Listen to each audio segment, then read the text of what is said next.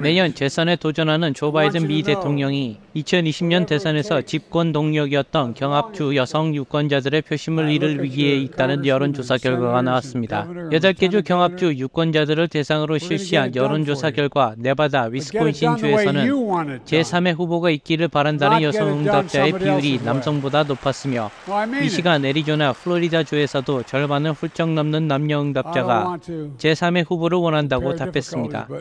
이는 주로 바이든 대통령이나 트럼프 전 대통령 모두 인기가 낮기 때문이라고 이번 여론조사를 실시한 뉴스위크는 답했습니다. 심지어 지난 2020년 대선에서 여성 지지율이 낮았던 트럼프 전 대통령뿐만 아니라 현직인 바이든 대통령도 내년 대선에 출마하지 않아야 한다는 응답이 높게 집계되었다는 것입니다.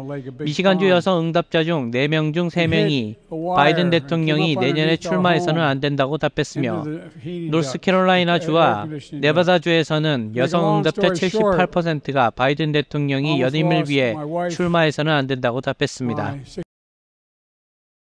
미 보건당국이 지난달 펴낸 캘리포니아 생애말 선택법 2022 통계 보고서에 따르면 2016년 이후 조력 사망을 택한 아시아인은 총 210명으로 이 가운데 한국인은 10%인 21명으로 집계되었습니다. 아시아인 가운데 중국인 90명 42.9%로 가장 많았고 일본인 32명 15.2%, 인도인 16명 7.6%, 베트남인 12명 5.7% 순으로 뒤를 이었습니다. 전체 조력 사망자를 인종별로 보면 백인이 2,951명 88.1%로 절대 다수를 차지했습니다. 아시아인은 6.3%, 히스패닉 3.5%, 흑인 0.8%였습니다. 한편 캘리포니아에서 조력 사망을 처방받은 사람은 조력 사망 허용 이후 6년간 총 5,168명에 달했습니다. 현재까지 조력 사망자의 91.9%가 60세 이상이었으며 98.1%는 건강보험에 가입되어 있었습니다. 한편 캘리포니아주가 이 법을 시행한 이후 조력 사망자는 한 해 400에서 500여 명이었으나 2020년의 경우 850명으로 증가하고 있는 것으로 나타났습니다. 이처럼 조력 사망자 수가 늘어난 이유는 지난해 1월부터 조력 사망 숙려 기간이 15일에서 48시간으로 단축됐기 때문이라 분석했습니다.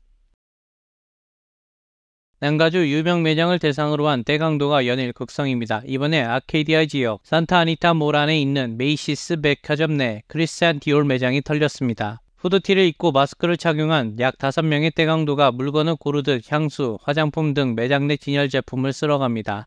이제 매장 내 경비들은 모습조차 보이지 않고 대강도들은 당연하다는 듯 당당히 물건을 가지고 여유 있게 빠져나갑니다. 이번엔 베버리힐스 지역 암 환자들을 위해 가발을 만드는 부티크 샵에 여성들로 보이는 강도단이 침입합니다. 이들은 현관 유리창을 깨부수고 들어와 눈에 보이는 제품을 쓸어갑니다. 피해의 규모는 수천 달러 이상이라고 전했습니다. 리버사이드 카운티 소재 노스트롬 랭 매장에서도 대강도단이 들이닥쳤습니다. 남녀로 구성된 이들은 닥치는 대로 물건을 가져갔지만 느긋하게 범행을 저지르는 강도도 있어 충격적입니다. 이곳은 지난달에 이어 두 번째 털렸습니다. 보안을 강화하고 경비를 세워놓아도 누구도 체포되지 않는 대강도 극성이 일상이 되어가고 있다는 비판입니다. 글로벌 스포츠 브랜드 나이키가 43년 만에 주가가 9일 연속 하락하는 등 위기를 받고 있습니다. 블룸버그 통신은 나이키가 1980년 12월 상장 이후 처음으로 9일 연속 하락해 주당 101달러 46센트에 이르렀다고 보도했습니다.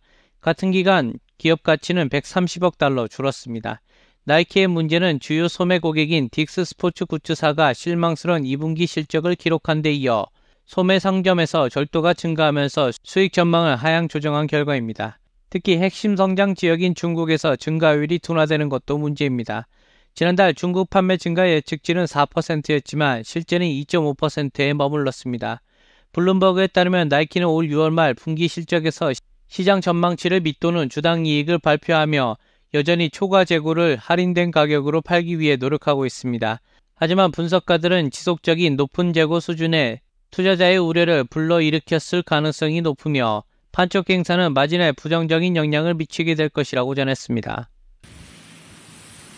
최근 북미 해역에서 허리케인과 열대성 폭풍이 잇따라 형성돼 남부 지역에 상륙하면서 곳곳에 큰 비를 뿌려 물난리가 나고 있습니다.